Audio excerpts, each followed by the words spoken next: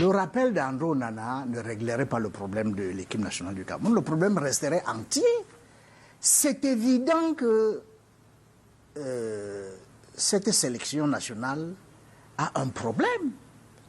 Parce que quand on compare l'équipe de Son, j'ai beaucoup aimé Son quand il était footballeur.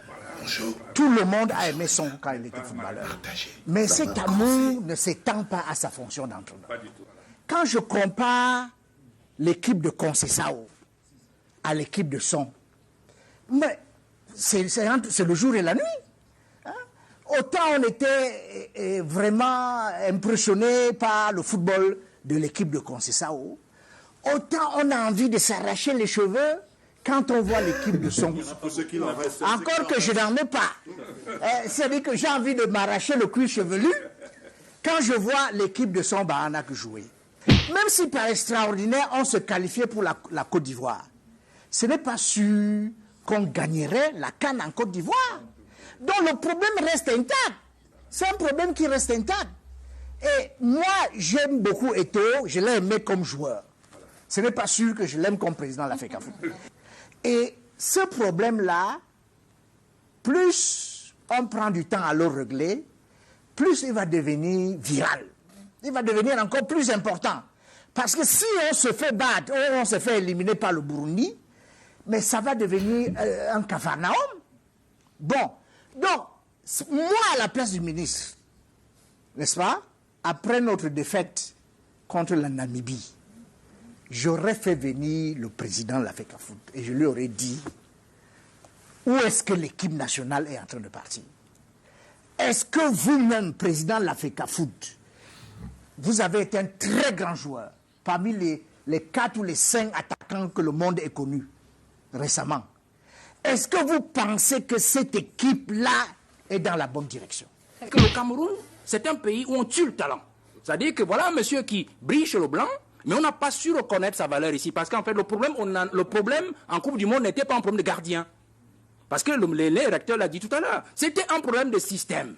C'était un problème d'amitié, de cavalerie amicale entre les dirigeants de la FECAFOOT et le coach. C'est-à-dire qu'on a amené en Coupe du Monde des amis, des fils des amis. On a vu même d'ailleurs après la Coupe du Monde comment le coach allait rendre visite au père des gens qu'il avait convoqués à la Coupe du Monde. Vous comprenez, c'était ça le véritable problème. Donc vous pouvez avoir le meilleur gardien du monde, il peut briller à l'Inter, vous le ramenez à l'équipe nationale, comme le recteur le disait, on aura toujours le même résultat. C'est-à-dire les mêmes causes vont toujours produire les mêmes effets. C'est-à-dire que ce gars, moi je lui conseillerais une chose de rester là où il est, d'attendre que l'équipe à la FECAFOOT change et que le coach soit changé, qu'on ait un meilleur coach et on ait un coach peut-être plus objectif, plus professionnel, qui a vraiment fait ses classes et puis qu'il revienne donc en sachant qu'il a des gens qui peuvent vraiment le mettre en valeur avec une équipe elle-même qui est choisie selon les règles de l'art, de l'objectivité et de la science du football. Le secrétaire général de la FECAFOOT, en pleine Coupe du Monde, a signé une lettre adressé à l'Inter, dit que je vous remets Onana. En pleine Coupe du Monde, qu'il ne fait plus partie de nos effectifs pour la Coupe du Monde. Donc il a été chassé. Non. Ah, non, s'il vous plaît, laissez la faire. Laissez la faire. Il n'y a pas autre chose que vous dites que M. Onana se considère comme un grand gardien. Il a dit où?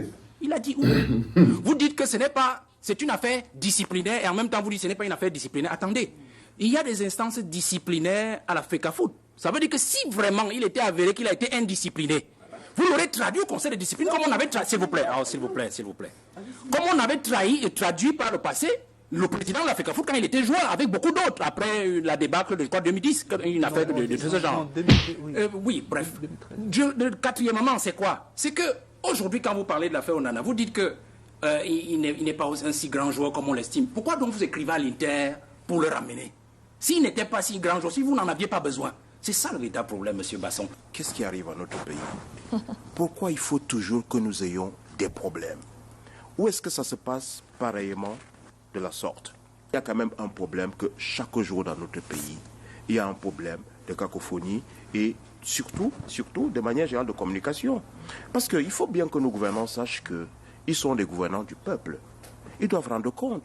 Le Cameroun n'est pas la propriété de certains, la propriété privée de certains. Alors, autant pour le premier sujet dont on a parlé, il va falloir avoir une communication. Il faut qu'on communique là-dessus. Autant sur ce second sujet, Valère Bessal le disait, on ne nous a pas dit effectivement ce qui s'est passé avec Onana. Moi, je suis un étophile. Je suis du côté d'Eto. Il n'y a pas de problème là-dessus. Donc, mon avis peut être remis en cause. Il n'y a pas de problème. Moi j'aime Eto. Très bien. Mais maintenant, on doit pouvoir juger. Est-ce que quelqu'un n'aime pas Eto? Pardon, Jean-Frère. On doit pouvoir juger ensuite, parce qu'on doit pouvoir juger le management et la performance d'Eto, quel que soit le cas, il sera jugé sur ce nombre d'éléments financiers, économiques, managériels, gestion des personnes, conflits au sein de la fédération, etc. Il faudra jouer. Mais alors, est-ce qu'on en est un grand gardien? Oui. Est-ce que c'est le meilleur gardien en Afrique actuellement? Oui. Est-ce que c'est l'un des meilleurs gardiens au monde actuellement? Oui. Il a de la performance. Et puisque vous regardez le jeu de ce garçon, il a révolutionné le poste de gardien de but. C'était le dernier défenseur à la Coupe du Monde. Nous avions quelqu'un qui ne pouvait pas relancer autant que ce gardien-là. Nous avons notre défenseur central qui n'avait, soit à cause du poids de l'âge, soit alors pour d'autres raisons peut-être psychologiques, n'avait pas les moyens ou la capacité de pouvoir relancer autant que ce gardien. Il jouait pratiquement au niveau du milieu du terrain. Il a révolutionné le poste de gardien. S'il était dans un autre pays, nul n'est prophète chez lui, on l'encenserait. Parce que quand vous avez, comme je dis, des gardiens comme Noé, quand on vous dit que c'est un grand gardien, parce qu'il a révolutionné le poste de gardien, parce qu'il a révolutionné la façon de jouer. Donc il va falloir, là aussi, pouvoir communiquer, nous dire pourquoi on ne veut pas d'Onana en l'état actuel. Pourquoi on ne veut pas d'Onana à l'état actuel à l'équipe nationale de football? Qu'est-ce qui s'est réellement passé pendant la Coupe du Monde? Parce que l'équipe nationale appartient aussi au Cameroun. Je veux dire qu'on ne peut pas gérer ça, ça ne peut pas être seulement un problème de personne. Et ce n'est pas un problème d'empathie, d'amour ou de haine. On aime Eto, on aime Son, mais cette direction-là, on ne peut pas l'approuver. Bonjour les enfants, c'est papa. Je commencerai ce premier podcast en donnant de la force et de l'amour encore, en demandant de la force et de l'amour pour Caresse Foto, en te donnant un conseil, Caresse Foto. Fais très attention à ta vie et à ta sécurité. Tu es porte-étendard d'une campagne qui touche de gros enjeux financiers, qui touche de grandes personnes. C'est une histoire de gros sous. Et là où tu vis à Yaoundé, là, tu es plus en danger qu'autre chose. Tu entends, Caresse? Évite les bars, les gros marchés, les machins, trucs, tout ça, parce que tu t'es attaqué. Les intérêts sont énormes. Les intérêts sont énormes.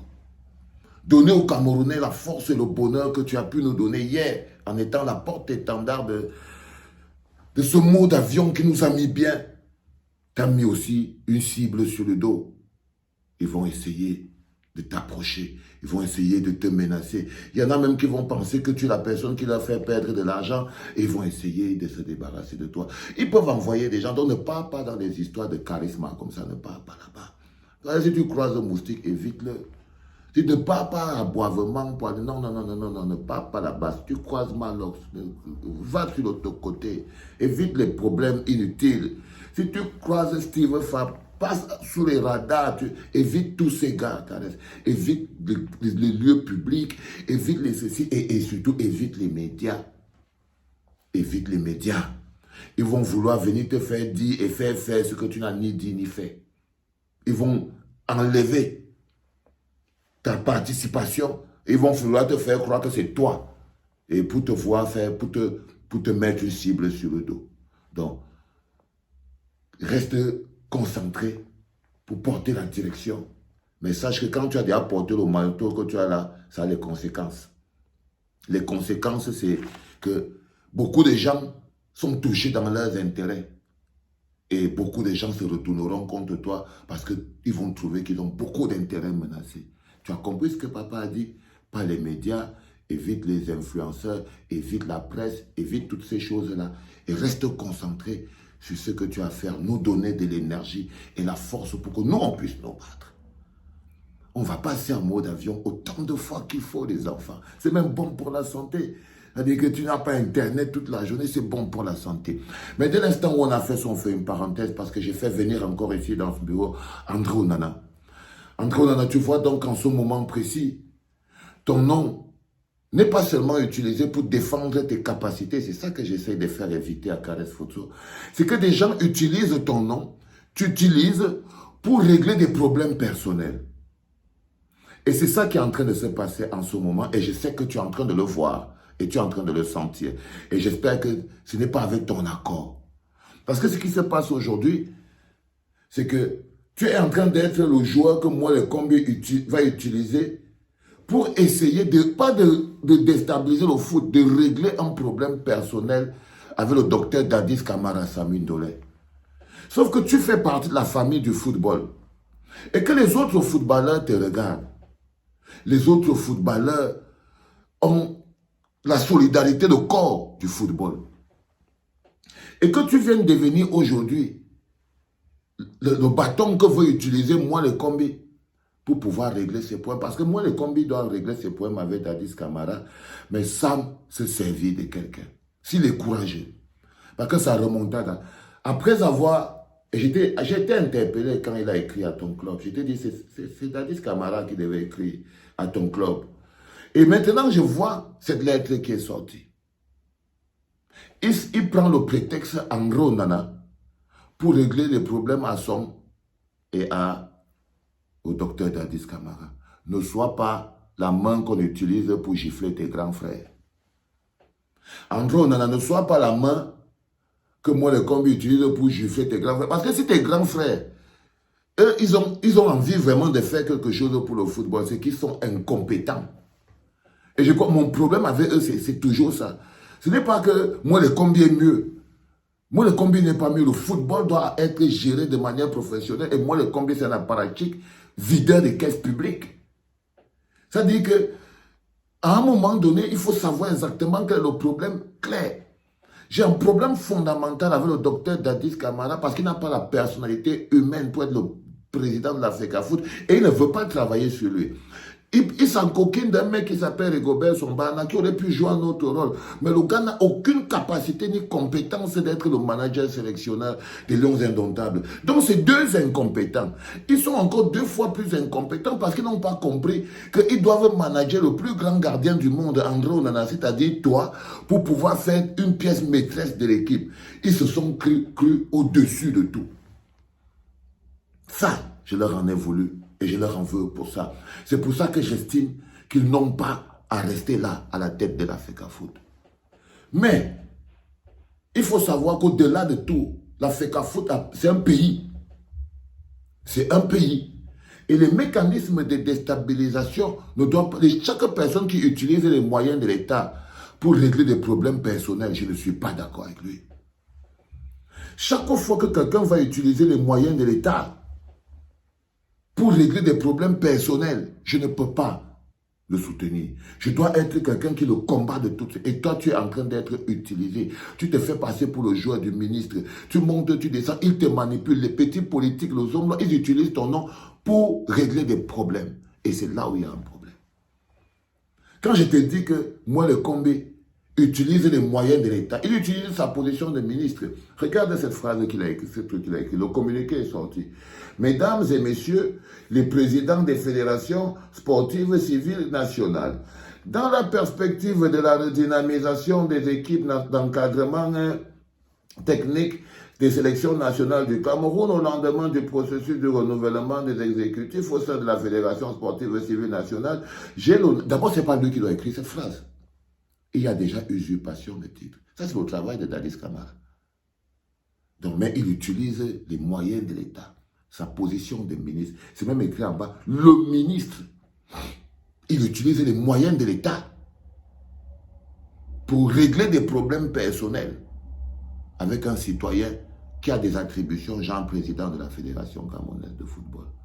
Il faut faire très attention, on n'est plus en train de parler du foot là. Là, on est déjà dans le politique. Là, on est déjà dans le politique. Et moi, je vous dis, je renifle toujours, quand l'histoire quitte du football à la politique, c'est là où vous voyez les corners de papa commencer à sortir. Parce que là, je vois que non, le match commence à être intéressant. Comment c'est qu'on va manager? Parce que là, on n'est plus dans le foot. On est déjà dans la politique. Et ce qui se passe, c'est que moi, le Combi essaye maintenant d'utiliser tous les éléments qu'il a mis en son compte pour détruire le docteur Samuel Eto'o. C'est la remontada de moi, le Combi. C'est la remontada de moi, le Combi. Et il ne va pas rater.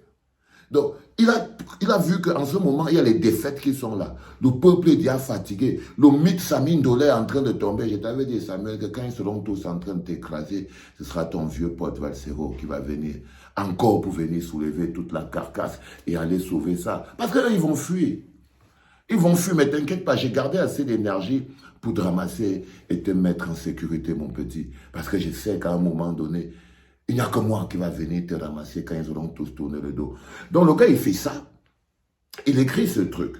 Et quand il part plus loin, et là, je vais te montrer, Andrew, comment c'est compliqué quand il te dit que tu viens jouer les choses que tu ne comprends pas.